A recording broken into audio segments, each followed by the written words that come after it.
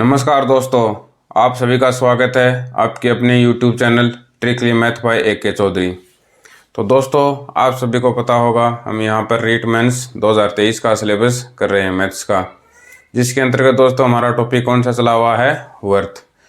सर्वांग समता और समरूपता त्रिभुजों की हमने पढ़ ली थी। फिर आगे हमारे समतल आकृतियाँ हैं, उसमें क्या है, वर्थ है, चतुर्भुज है और बहुभुज है। तो देखिए दोस्तों, पिछली क्लास में हमने क्या पढ़ा था, वर्थ पढ़ा था। वर्थ के बारे में बेसिक, साथ में बहुभुज और चतुर्भुज से रिलेटेड कुछ क्वेश्चन किए थे। तो दोस्तों, वीडियो स्टार्ट करने से पहले आप सभी को बताना चाहूँगा, अगर आपको हमारा वीडियो अच्छा लगता है तो इसे लाइक ज़रूर कीजिए, साथ में अपने दोस्तों के साथ इसे शेयर करें और चैनल को सब्सक्राइब कीजिए।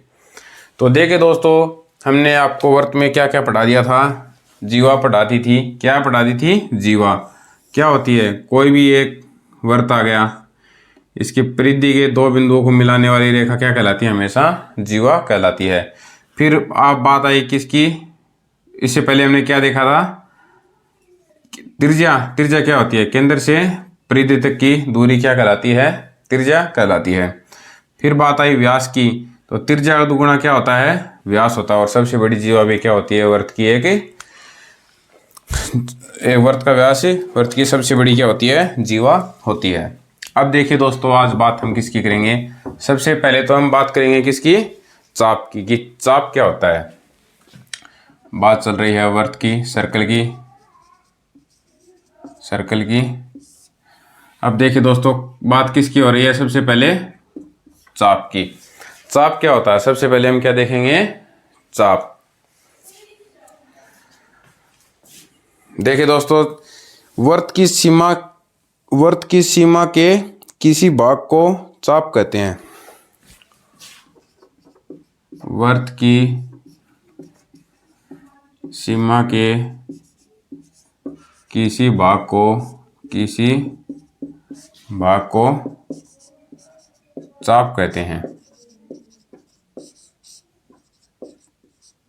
क्या कहते हैं? वर्त की सीमा के किसी भाग को क्या कहते हैं? चाप कहते हैं। अब देखिए दोस्तों, ये क्या है?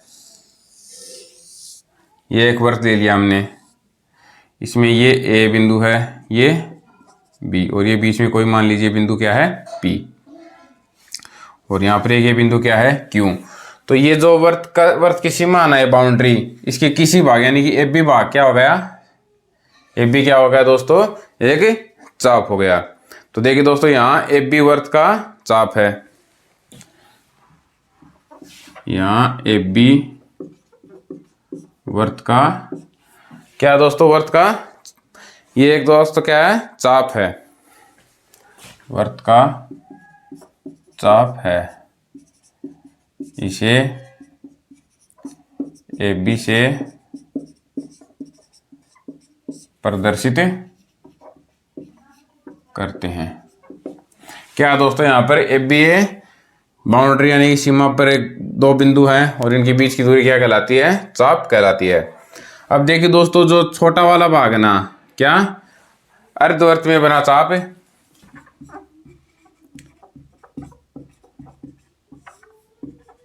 अर्धवर्त में बना चाप कौन सा है? यहां से क्या हो गया? अर्धवर्त आधा नीचे और आधा ऊपर है। तो अर्धवर्त में बना चाप क्या कहलाता है? लघु चाप। क्या है? चाप ABP लघु चाप है, तथा AQB क्या है? दीर्घ चाप है। देखिए दोस्तों, एक वर्त है, इसमें ये तो क्या है? लघु चाप, और ये पूरा AQB ये क्या हो गया? ये हो गया इसमें दीर्घ चाप। अब देखिए दोस्तों, ये तो बात किसकी हुई? ये तो बात हुई चाप की। अब देखेंगे वर्तखंड। क्या देखेंगे? वर्तखंड। चाप दोस्तों नॉर्मल है, अब बात करेंगे हम वर्तखंड की। क्या होता है वर्तखंड?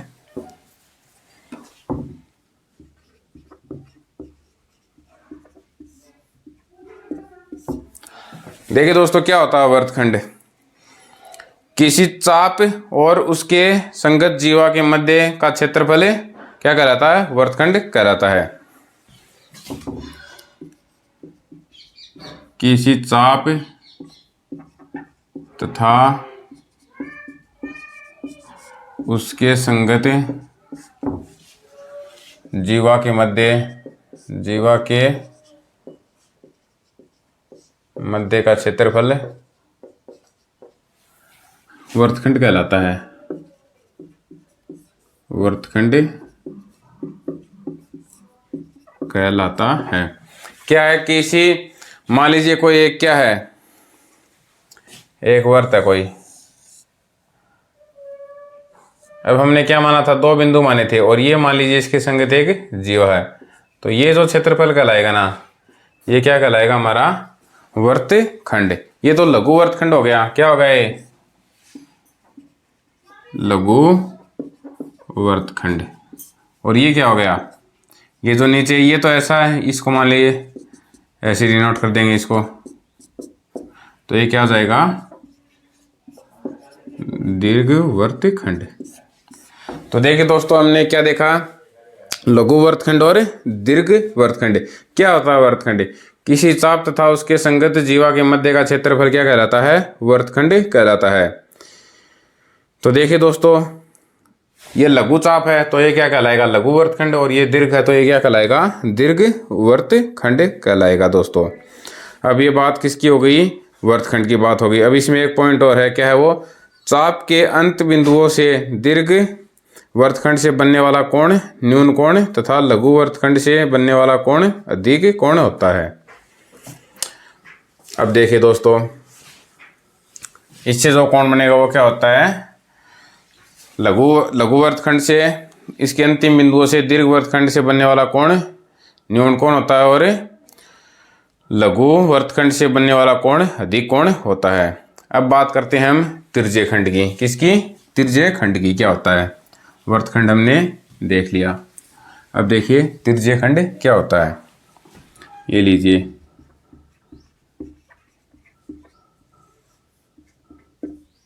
किसकी बात होगी अब? तिर्य्य खंड की।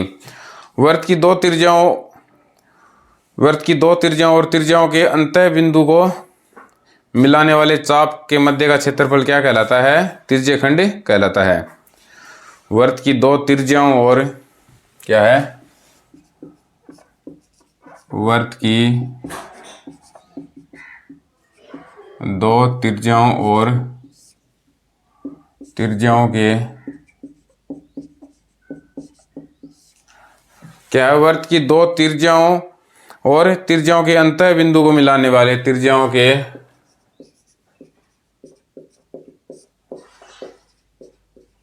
अंतः बिंदु को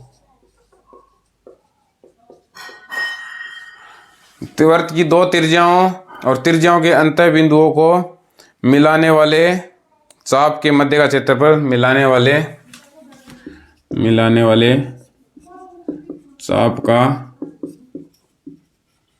मध्य क्षेत्रफल तिर्य्य खंड कहलाता है। तिर्य्य खंड कहलाता है। देखिए दोस्तों, कोई एक वृत्त है। अब वृत्त की दो तिर्य्याएं हो गई है। अब इनसे जो घिरा हुआ क्या है? क्षेत्र है, वो क्या कहलाएगा? हमारा तिर्य्य खंड कहलाता है। ये ओ इसका मध्य बिंदु, ये ए और ये बी, तो ये क्या हो जाएगा? ये हो जाएगा तिर्य्य खंड हो गया।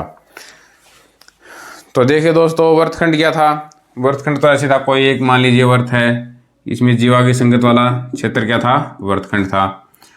अब आगे हमने क्या पढ़ा था? वृत्तखंड के बाद में हमने क्या देख रहे हैं अब हम? तिर्य्य खंड। तो तिर्य्य खंड क्या होता है? केंद्र से वृत्त की दो तिर्य्याएं हैं, उनके मध्य का एक क्षेत्र क्या कहलाता है? ये कहलाता हमारा तिर्य्य खंड। तो इसका स्क्रीनशॉट ले लीजिए। फिर देखेंगे हम, क्या देखेंगे हम? परिधि।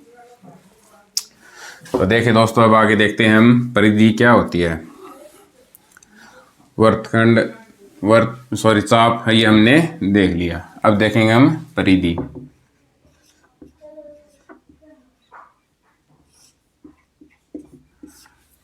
किसकी बात हो रही है? परिधि की। तो देखिए दोस्तों, कोई भी एक वृत्त है, तो यहां से लेकर यहां तक की दूरी क्या कहलाती है? परिधि कहलाती है। तो देखिए दोस्तों, वर्त के एक पूरे चक्कर से तय की गई दूरी क्या कहलाती है? परिधि कहलाती है। वर्त के एक चक्कर से तय दूरी परिधि कहलाती है। परिधि कहलाती है। यहां से मान लीजिए स्टार्ट किया इसने राउंड और ये पूरा घूम कर आ गया ना, तो इस बीच इसने जितनी दूरी तय की वो क्या कहलाती है हमारी? वो कहलाती है परिधि। आप सभी को पता है वर्त की परिधि कितनी होती है? 2πr। अब देखिए दोस्तों, आगे बात आती है सेकेंदर। सेकेंदर वर्त। सेकेंदर वर्त का अर्थ क्या होता है? कोई भी दो समतल में दो वर्त हों क्या? यदि एक समतल में स्थित दो या दो से अधिक वर्तों का केंद्र एक ही हो तो वो क्या कहलाते हैं? वर्त का सेकेंदर वर्त कहलाते हैं। एक ही बिंदु को केंद्र मानकर खिंच अनंत कोण की रचना की जाए तो वो क्या कहलाते हैं हमारे? वो कहलाते हैं हमारे सेकेंदर वर्त। देखिए दोस्तों, सेकेंदर वर्त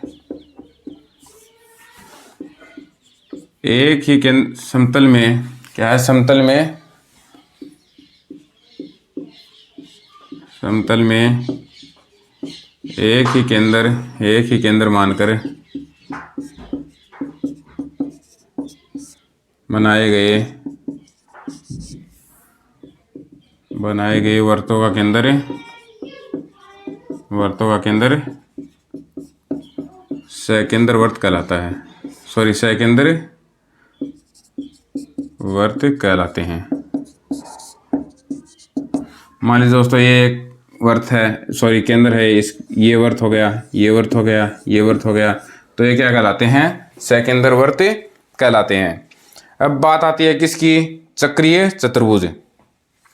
तो देखिए दोस्तों, यह चतुर्भुज वह चतुर्भुज जिसके चारों शीर्ष एक वर्त की परिधि पर स्थित हों क्या कहलाता है? चक्रीय चतुर्भुज कहलाता है। बात किसकी होगी? अब होगी चक्रीय चतुर्भुज क्या होता है।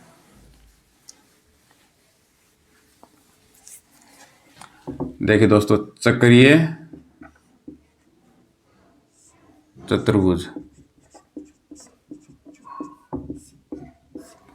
क्या होता है? चक्रीय चतुर्भुज ऐसा चतुर्भुज जिसके चारों शीर्ष वर्त की परिधि पर स्थित हों क्या कहलाता है? चक्रीय चतुर्भुज कहलाता है। तो देखिए दोस्तों,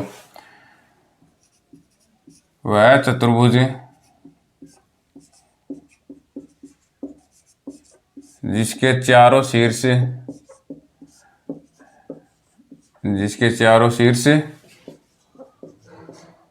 वर्त की परिधि पर हों चक्रीय चतुर्भुज कहलाता है। क्या कहलाता है दोस्तों? कोई भी एक चतुर्भुज हो जिसके चारों शीर्ष क्या हो? एक वर्त की परिधि पर स्थित हो, क्या कहलाता है? चक्रीय चतुर्भुज। मान लीजिए दोस्तों, एक क्या है? एक ये वर्त है, इसके अंतर्गत कोई भी एक क्या है? चतुर्भुज है। ये ए, ये बी और ये सी और ये डी, तो ये क्या कहलाएगा? ये कहलाएगा हमारा चक्रीय चतुर्भुज। क्या कहलाएगा? चक्रीय चतुर्भुज। तो देखिए दोस्तों, चक्रीय चतुर्भुज के समूह कोणों का योग कितना होता है? 180 डिग्री होता है। चक्रीय चतुर्भुज के सम्मुख कोणों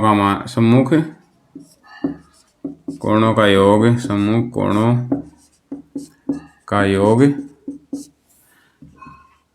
180 डिग्री होता है। क्या होता है? चक्रीय चतुर्भुज के सम्मुख कोणों का योग 180 डिग्री होता है। यानी कि सम्मुख कोण कौन कौन से? सम्मुख का मतलब आमने सामने इनके मुख हैं, वो क्या हुए? सम्मुख कोण। इन दोनों कोणों का योग 180 और इन दोनों का कोणों का योग 180 डिग्री। अर्थात कोण ए प्लस कोण सी तथा कोण बी प्लस कोण डी बराबर क्या आ जाएगा? 180 डिग्री। क्या होता है, चक्रीय चतुर्भुज के समूह कोणों का योग कितना होता है, 180 डिग्री होता है। चक्रीय चतुर्भुज की किसी एक भुजा को आगे बढ़ाने पर जो बाह्य कोण बनता है ना, क्या है, आगे देखिए दोस्तों क्या बोल रहा है, चक्रीय चतुर्भुज की किसी एक भुजा को आगे बढ़ाने पर जो बाह्य कोण बनता है, बहिष कोण सभी अंतः कोणों के योग के अंतः कोण के सम्मुख अंतः कोण के बराबर होता है। देखिए दोस्तों, चक्रीय चतुर्भुज की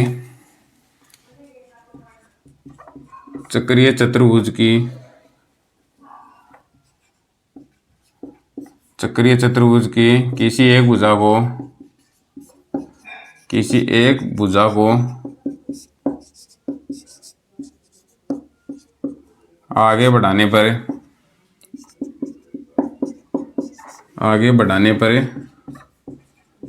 बना बहिष कोण शीर्ष कोण के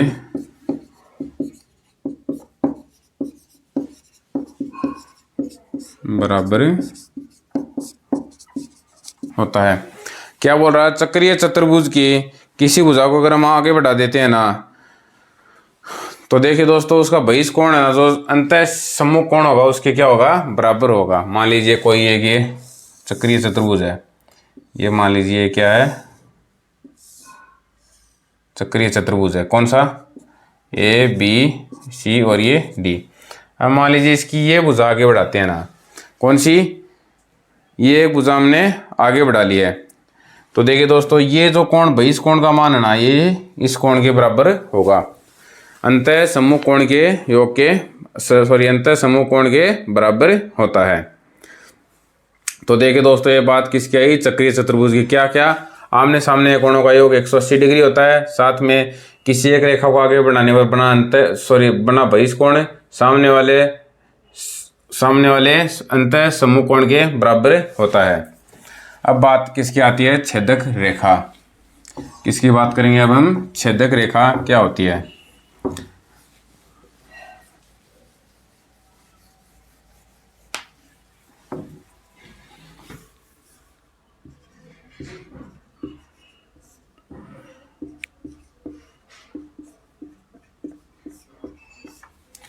क्या होती है दोस्तों छेदक रेखा,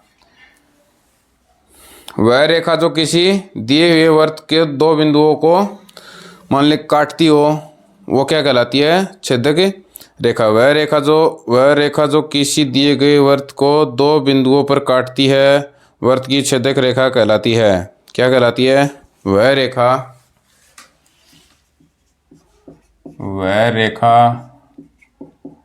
जो वृत्त के दो बिंदुओं को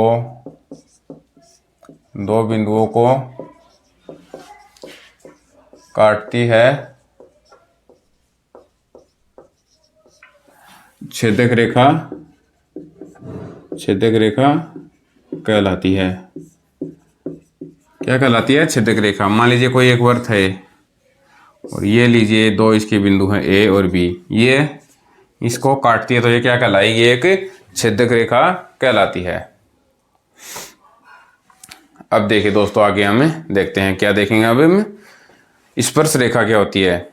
एक ऐसी रेखा जो वृत्त को केवल एक बिंदु पर स्पर्श करती है, स्पर्श रेखा कहलाती है।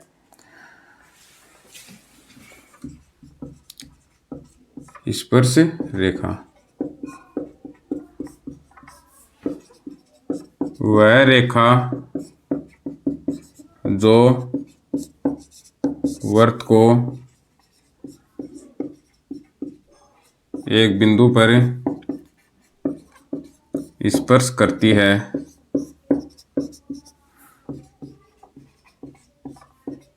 स्पर्श रेखा कहलाती है। मान लीजिए दोस्तों ये क्या है, वृत्त है। एक क्या है, वृत्त है। मान लीजिए एक बिंदु है, यहाँ से कोई एक रेखा ये गुजर रही है, तो ये क्या कहलाएगी, स्पर्श रेखा। और ये क्या कहलाएगी, छेदक रेखा।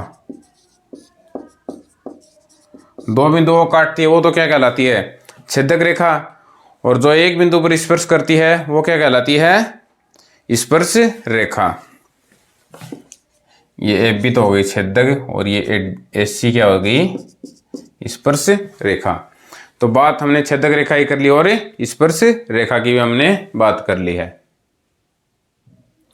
अब बात करेंगे हम क्या, वर्ती कुछ महत्वपूर्ण प्रमेय, जो महत्वपूर्ण नियम है उनके बारे में हमें बात करेंगे दोस्तों। अगर वीडियो को दोस्तों पूरा देखा कीजिए, स्किप मत कीजिए, आपके लिए हर एग्जाम के लिए इम्पोर्टेंट क्लास है। तो देखिए दोस्तों, वर्तों से संबंधित महत्वपूर्ण प्रमेय क्या है दोस्तों, वर्तों से संबंधित महत्वपूर्ण प्रमेय। तो देखिए दोस्तों, क्या है पहली प्रमेय, यदि एक वर्त के दो चाप सर्वांगसम है, क्या है, यदि एक वर्त के दो चाप सर्वांगसम है तो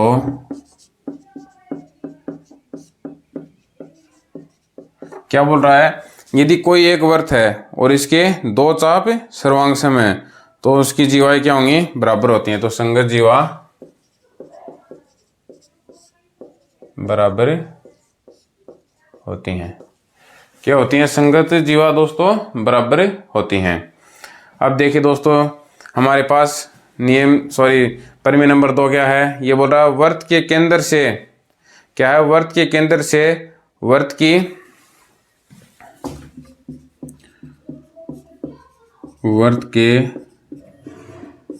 केंद्र से वर्त के केंद्र से वर्त की किसी जीवा पर डाला गया लंब, वर्त की किसी जीवा पर डाला गया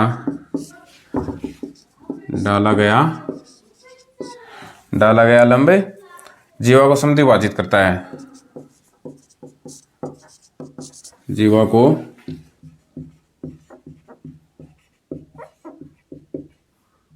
समद्विभाजित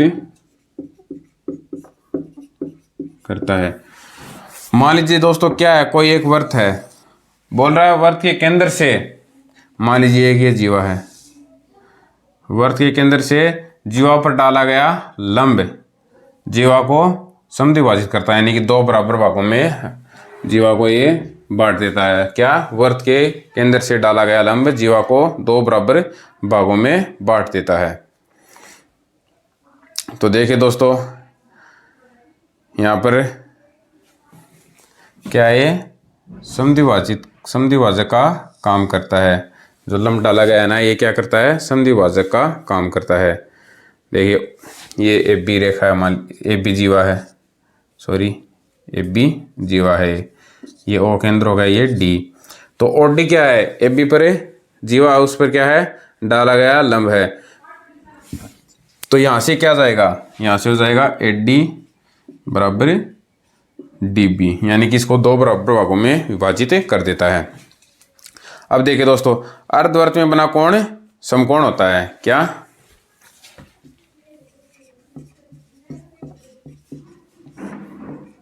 अर्धवर्त में बना कोण समकोण होता है। मान लीजिए दोस्तों, क्या है, कोई एक अर्धवर्त है, क्या है, ये एक वर्त है, अब इसको दो बराबर भागों में विभाजित कर दिया, तो ये ऊपर वाला अर्धवर्त बन गया ना। तो ये जो कोण बन रहा है ना, यहाँ पर कहीं भी कोण बनेगा वो क्या बनेगा दोस्तों, वो बनेगा हमेशा समकोण। मान लीजिए ओ इसका केंद्र है, ये ए बी व्यास है, और ये क्या है, डी, तो ये ए डी बी हमेशा क्या बनेगा दोस्तों, समकोण बनेगा। यहाँ पर अगर ये बनता ना, ये, तो ये भी समकोण बनता, अगर ये बनता तो ये भी समकोण बनता, अगर ये बनता तो ये भी हमेशा समकोण बनता। अर्धवर्त में बना कोण क्या बनता है? हमेशा समकोण बनता है दोस्तों। परिधि के साथ क्या है? समकोण बनाता है। अब देखिए दोस्तों, किसी समकोण त्रिभुज के कर्ण को व्यास मानकर वृत्त खींचा जाए। क्या है? किसी समकोण त्रिभुज के कर्ण को व्यास मानकर वृत्त खींचा जाए तो ये क्या है? अर्धवृत्त हो गया। तो ये क्या बनाता है? हमेशा समकोण बनाता है। अब देखिए दोस्तों, हमारी थ्योरम नंबर कौन सी है? 4। अब देखिए दोस्तों, नेक्स्ट थ्योरम हमारी क्या है? किसी वृत्त की समान जीवा, क्या है? कोई भी एक वृत्त है और उसकी दो जीवा क्या लंबाई में बराबर हैं। किसी वृत्त की दो समान जीवाओं केंद्र पर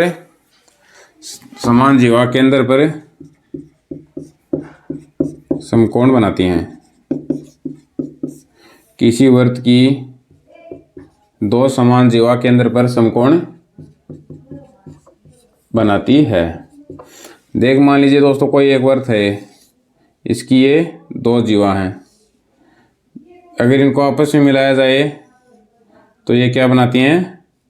केंद्र पर, मान लीजिए ए बी, ये ओ केंद्र है और ये सी डी। तो ये क्या बनाएंगे? हमेशा कोण ए ओ बी बराबर कोण सी ओ डी बराबर 90 डिग्री। ये हमेशा क्या बनाती हैं दोस्तों? समकोण बनाती हैं। तो देखिए दोस्तों, 4 हमने थ्योरम में से रिलेटेड 4 बातें पढ़ ली हैं। फिर देखिए दोस्तों, देखिए यदि किसी वृत्त की दो जीवाएं केंद्र पर समान कोण बनाती हैं तो ये जीवाएं बराबर होती हैं। अब इसका उल्टा देख लीजिए, मान लीजिए कोई भी दो जीवा हमें दे दी और वो केंद्र पर समकोण बनाती हैं तो वो क्या होगी? वो जीवा भी क्या होगी? बराबर होंगी। तो ए बी बराबर सी डी। दो जीवा, मान लीजिए कोई भी दो जीवा और इनका एक क्रॉस है, ये केंद्र के साथ क्या बनाता है? समकोण बनाता है। तो इन जीवाओं की लंबाई भी क्या होगी? बराबर होगी। अब हम देखेंगे हमारी थ्योरम नंबर, जो हमारी महत्वपूर्ण प्रमेय है, उसमें 5 नंबर। देखिए दोस्तों, ये बोल रहे हैं वृत्त के केंद्र और वृत्त की किसी जीवा के मध्य बिंदु को मिलाने वाली रेखा जीवा पर लंब होती है। 4 आपने देख ली हैं। देखिए दोस्तों, हमारी थ्योरम नंबर 5 कौन सी है? 4 हमने पढ़ ली हैं। देखिए, वृत्त के केंद्र और जीवा के मध्य बिंदु। मान लीजिए दोस्तों, कोई एक वृत्त है, कोई एक क्या है? वृत्त है। अब देखिए, वृत्त का जो एक केंद्र और जीवा का क्या? मध्य बिंदु। तो ये हमेशा क्या होती है? इस पर जीवा पर लंब होती है, इन दोनों को मिलाया जाए तो। देखिए दोस्तों, वृत्त के केंद्र और वृत्त की किसी जीवा के मध्य बिंदु को मिलाने वाली रेखा,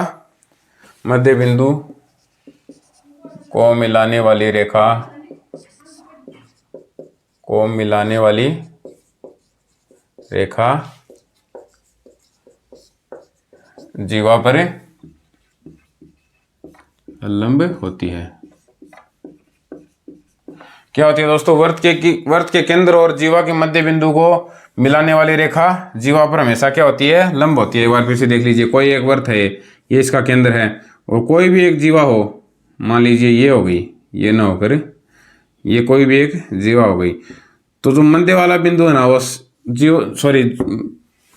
जीवा के मध्य बिंदु से इसके केंद्र को मिलाते हैं ना, तो ये क्या है? इस जीवा पर ये हमेशा क्या होता है? लंब होता है। इसको 2 भागों में ये क्या करता है?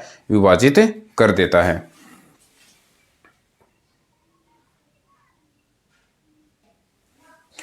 तो दोस्तों, आज हमने वृत्त से संबंधित कुछ थ्योरम, उसकी प्रमेय पढ़ी हैं। कल की वीडियो में कुछ और स्पर्श रेखाओं से संबंधित हमें बातें देखेंगे, और साथ में उसकी कुछ थ्योरम 2-3 और बची हुई हैं, वो भी साथ में देखेंगे। और परसों की वीडियो में हम इससे रिलेटेड जितने भी पीछे के एग्जाम में आए हुए क्वेश्चन हैं, वो सभी क्वेश्चन सॉल्व करने का प्रयास करेंगे। तो आज की वीडियो में दोस्तों इतना ही। अगर आपको वीडियो पसंद आए तो इसे अपने दोस्तों के साथ शेयर जरूर करें। साथ में दोस्तों, चैनल को सब्सक्राइब कीजिए और वीडियो को लाइक कीजिए और ज़्यादा से ज़्यादा शेयर कीजिए। आज की वीडियो में दोस्तों इतना ही। कल मिलते हैं एक नई वीडियो के साथ। तो जय हिंद, जय भारत।